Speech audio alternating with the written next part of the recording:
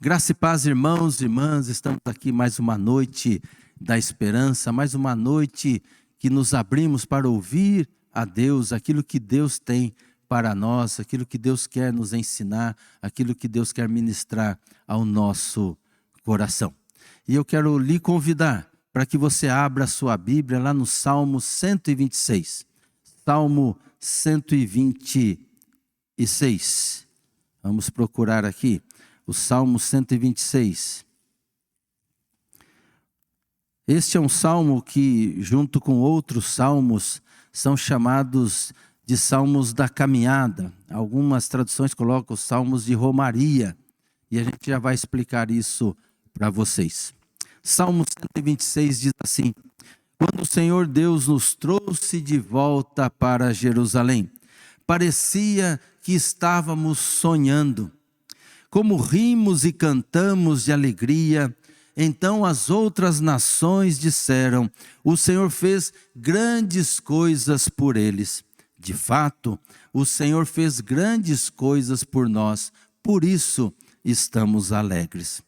Ó Senhor, faz com que prosperemos de novo, assim como a chuva enche de novo o leito seco dos rios. Que aqueles que semeiam chorando façam a colheita com alegria. Aqueles que saíram chorando, levando a semente para semear, voltarão cantando, cheios de alegria, trazendo nos braços os feixes da colheita. Palavra do nosso Deus. Pensa numa coisa boa que você recebeu, ou numa coisa boa que você está desejando e quer receber. E de repente chega essa coisa maravilhosa na sua vida e aquilo enche seu coração de alegria. E aí é muito comum até as pessoas usarem dessa expressão: parece que eu estou sonhando. Parece que eu estou sonhando com essa bênção que chegou aí na minha vida. Assim estava o povo de Israel, assim estava o povo de Judá, assim estava o povo de Deus, que há 70 anos antes foi exilado, foi levado cativo para a Babilônia. Lembram-se daquela passagem em que o rei Zedequias estava governando ali a Israel, e de repente o rei Nabucodonosor invade Jerusalém, destrói Jerusalém, e aí leva cativo uma parte do povo. Ou seja, a mão de obra que era realmente produtiva, os jovens, os sábios, e deixou para trás em Jerusalém somente os fracos, somente os doentes, somente aqueles que eles não davam valor, como as crianças e muitas mulheres. E aí, se você quer compreender esse contexto, é só ler Lamentações. Lamentações de Jeremias fala como estava a situação do povo que ficou. Mas vamos lá. Esse povo foi exilado. Ficou 70 anos, o profeta, e Jeremias já havia predito em nome de Deus que ficariam 70 anos no exílio. Aí chega o momento da libertação. Deus então age e Deus então usa de um rei que era ímpio, de um rei que nem era do povo de Deus. E Deus age e usa desse rei para libertar então o povo de Deus, o povo de Israel. E eles estavam então nessa romaria, estavam nessa caminhada, estavam ali indo ou voltando melhor para Jerusalém. Então o coração deles estava fervilhando de alegria, era a bênção recebida, a bênção esperada. Chegou o momento da libertação, chegou o momento de retornar para Sião, para Jerusalém. Por isso que esse salmo, quando a gente lê, a gente vê a nossa vida ali presente, passado, presente e futuro. Porque tem a ver primeiro com aquilo que Deus fez, com a bênção que Deus derramou sobre nós. E aqui eu quero chamar a sua atenção para quando você recebeu a Jesus como Salvador da sua vida. Quando você entregou sua vida a Jesus, quando a palavra de Deus tocou o seu coração e você então tomou aquela decisão, a mais importante da sua vida, de entregar-se a Jesus, a sua vida, de crer no sacrifício de Jesus e receber a graça, a salvação em Cristo Jesus. Que dia alegre, que dia feliz, que momento alegre, feliz. Deus te salvando, Deus te abençoando, você então fazendo parte do povo de Deus, essa alegria que não dá nem para conter no nosso coração, que não há palavras para exprimir essa alegria de ser salvo em Cristo Jesus. E você então, feliz da vida com tudo isso. Eu me lembro, né, na minha juventude, eu fui criado na igreja, e eu lembro na minha juventude desses momentos de alegria, quando percebi realmente essa salvação na minha vida, essa graça maravilhosa, o quanto isso me fazia feliz e o quanto isso me faz ainda muito feliz. Somos salvos em Cristo Jesus. O povo de Israel, o povo de Deus, foi salvo do cativeiro, salvo ali da escravidão, salvo daquilo que estava acontecendo com eles. E eles agora estavam retornando para Jerusalém. Mas esse salmo também fala do nosso presente, porque eles estavam voltando para Jerusalém. E quando eles chegam lá em Jerusalém, eles vão encontrar o quê? Destruição. Eles vão encontrar desolação. Eles vão encontrar os muros caídos. Eles vão encontrar o templo destruído. Eles vão encontrar o povo doente, o povo morrendo, crianças morrendo nas ruas. Está lá em Lamentações, é só ler. Crianças pedindo o que comer para as mães e as mães não tendo o que dar para os seus filhos. Esse era o estado atual de Jerusalém. Esta era a realidade que eles iriam encontrar em Jerusalém.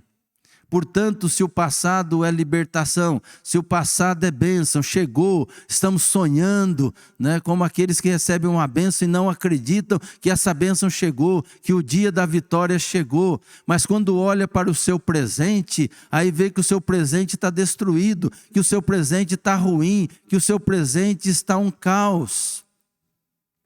E aí, eles fazem esta oração, nesse cântico de romaria, que eles vão cantando enquanto estão voltando para Jerusalém. E a oração deles no verso 4 diz assim: ó Senhor, faz com que prosperemos de novo. Assim como a chuva enche de novo o leito seco dos rios. Ou seja, a nossa realidade, Senhor, ela é complicada. A nossa realidade é de destruição. A nossa realidade é de um caos. Mas faça com que a gente prospere, ou seja, faça com que a nossa vida, que Jerusalém possa brotar novamente, Jerusalém possa ser reconstruída, que o povo possa ser tratado, cuidado, que haja saúde no meio do povo. Ou seja, restaura, como diz uma outra tradução, restaura, Senhor, a nossa sorte como as torrentes do Negueb. Negueb era um lugar desértico. Negueb era deserto, ali secava tudo. Mas quando vinha as chuvas, aquilo começava a brotar, a vida começava a brotar novamente. E o que eles pedem então para Deus é isso: restaura, Senhor, a nossa sorte, restaura a nossa vida, restaura Jerusalém. Como eu disse, você foi salvo em Cristo Jesus, você está nas mãos de Deus. Você se lembra desses momentos de alegria, das bênçãos de Deus sobre a sua vida. Quando chega parece que é um sonho. Você diz com efeito, grandes coisas Deus tem feito por nós. Olha que bênção maravilhosa sobre a nossa vida. Mas de repente você olha para a sua realidade. E qual é essa realidade? Senão uma realidade dura. Uma realidade caótica. Uma realidade parece sem perspectiva. Parece sem esperança. E aí é a hora de você clamar a Deus: tem misericórdia, Senhor, tem misericórdia e restaura a minha sorte, restaura a nossa sorte, faça brotar a vida novamente, restaura, Senhor, a minha vida, porque o que eu tenho visto, o que eu tenho ouvido, aquilo parece que não faz sentido para mim. Eu vou na igreja, ouço ali falar de bênção, que o Senhor é um Deus presente, o Senhor é um Deus que está sempre conosco, mas quando eu olho para a minha realidade, parece que o Senhor está tão distante, parece que o Senhor não está nem aí com a minha vida. Quando eu olho para as circunstâncias, parece que o Senhor me abandonou, se esqueceu de mim. Restaura, Senhor, a minha sorte. Restaura, Senhor, a nossa vida. Restaura a alegria da salvação. Restaura a alegria da libertação. Senhor, faz eu enxergar aquilo que o Senhor tem para mim. Faz eu enxergar, ó Pai, as bênçãos que o Senhor tem para a minha vida no meu presente. Que as bênçãos não ficaram só no passado, mas essas bênçãos também são para o meu presente. E ainda que eu não veja agora, ainda que eu não perceba agora com os meus olhos, mas eu possa crer e ver pela fé tudo aquilo que o Senhor está fazendo. Israel estava voltando. Eles não tinham chegado ainda, mas eles tinham notícias de que a coisa estava feia lá em Jerusalém. Mas eles cantam, eles louvam a Deus e eles pedem: restaura, Senhor, a nossa sorte. Faça brotar a vida novamente nos leitos secos dos rios. E aí a projeção para o futuro. Nós que confiamos em Deus, olhar sim para o passado e ver aquilo que Deus fez. Que Deus maravilhoso. Quando a gente lê os salmos, os salmistas sempre faziam isso. Eles olhavam para o passado para se lembrar de tudo aquilo que Deus havia feito na vida deles, na vida do povo. Olhavam para o presente. O nosso presente não deve ser negado. O nosso presente não pode ser sublimado. O nosso presente não pode ser alienado. Ou seja, o nosso presente está aí. Muitas vezes a situação está difícil, a situação está complicada, é o desemprego, é o problema na família, são enfermidades, situações que mexem conosco. E nós devemos então cantar as bênçãos de Deus que já recebemos, mas confiar que Deus vai restaurar o nosso presente. E aí eu projeto o meu olhar para o futuro. E aí entram os últimos versículos, aqui a partir do verso 5, que diz: aqueles que semeiam chorando, façam a colheita com alegria. Aqueles que saíram chorando, levando a semente para semear, voltarão cantando, cheios de alegria, trazendo nos braços os feixes da colheita. Ou seja, eu louvo a Deus por aquilo que Ele já fez. Eu olho para o presente e clamo a Deus a restauração, confiando que Ele está comigo. Mas projeto os meus olhos para o futuro e creio que Deus vai me dar a vitória. Ou seja, que ainda que o começo é difícil, ainda que a realidade me faça chorar, ainda que a semeadura seja complicada, o sol seja escaldante, ali a água seja escassa, mas eu confio que eu vou voltar com a vitória, eu vou voltar com os feixes, eu vou voltar com uma grande colheita, porque o meu Deus está comigo. Israel confiava assim. Eles sabiam que ia encontrar uma situação complicada, mas eles projetam o seu futuro, ou seja, crendo que eles iriam lá, iriam semear, que iriam reconstruir, que iriam fazer a obra de Deus ali, ou seja, restaurar o povo, porque Deus estaria fazendo isso com eles e através da vida deles. Assim é conosco também, assim é com a nossa vida também. Nunca perca a sua esperança. Creia nesse Deus Todo-Poderoso, creia que o nosso Deus é o Deus de graça, é o Deus que renova as nossas forças, o Deus que restaura a nossa esperança, que enche o nosso coração de fé através da sua palavra. E a palavra dele nos promete, e ele promete e cumpre: eis que estarei convosco todos os dias até a consumação do século. Ou seja, nunca estaremos sozinhos. Por isso eu posso projetar o meu futuro.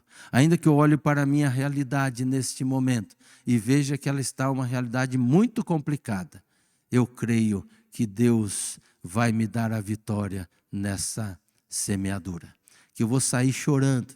Começo é difícil, eu vou sair chorando, lançando as sementes, mas são sementes de esperança, porque eu creio que eu vou voltar trazendo uma colheita maravilhosa. Que Deus te abençoe, que a bênção de Deus esteja sobre a sua vida, sobre a vida da sua família. Eu não sei o que você está passando, mas Deus sabe, creia nisso, e Ele já está com sua mão estendida sobre você. Louve, adore a Deus por tudo aquilo que Ele tem feito. Se lembre dos grandes feitos de Deus na sua vida, da sua salvação, de muitas bênçãos que você já recebeu. Olhe para a sua realidade sim, não fuja dela. Ainda que seja uma realidade difícil e dura, peça a Deus a restauração e olhe para o futuro e creia que Deus vai restaurar, que você vai sair mais do que vencedor em Cristo Jesus. Deus nos abençoe. Amém.